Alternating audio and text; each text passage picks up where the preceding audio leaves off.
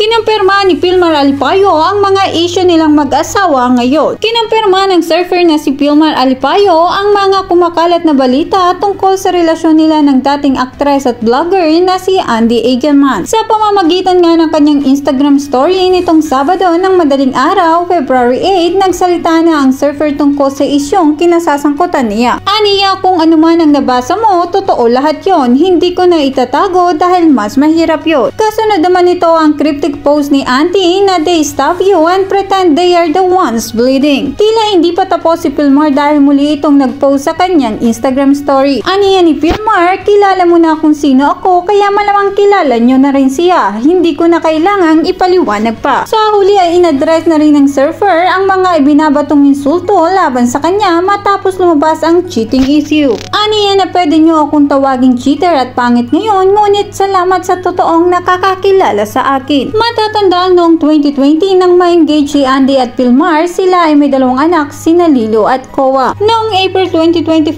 nang ibahagi ng dalawa ang kanilang wedding plans, ngunit kinakailangan nilang i-set aside muna ang plano dahil sa pagkamatay ng inang si Jacqueline Jose. Kaya naman grabe ang pambabarag ng mga netizen ngayon sa champion surfer na si Pilmar Alipayo dahil sa umano'y panloloko niya kay Andy Egelman. Talaga namang hinusgahan na siya ng madlang people sa napaulat na paghihiwalay nila ng kanyang fiancé at nanay ng kanyang mga anak na si Andy. At mas nagpadagdag pa ng galit ng netizens ang pagpapakouple tattoo ni Pilmar at ng kaibigan niyang babae na si Pernilla S. Joe sa kanilang mga braso ng mga numerong 224. Ang caption ng girl sa litrato nila ni Pilmar ay 224, today, tomorrow, and forever. More than a decade of being my little pro and one of my greatest blessing. Ang ibig sabihin daw ng 224 ay I love you. Kaya naman lalong nagwala ang mga netizen at lalong-lalo na ang mga supporters ni Auntie. Ang iba naman ay umaasa na ito na ang chance silang magkabalikan ng dati niyang ex na si Jake Ejercito. Kaya yan ang aabangan natin mga kachika. Huwag kalimutang mag-subscribe. Hanggang sa muli.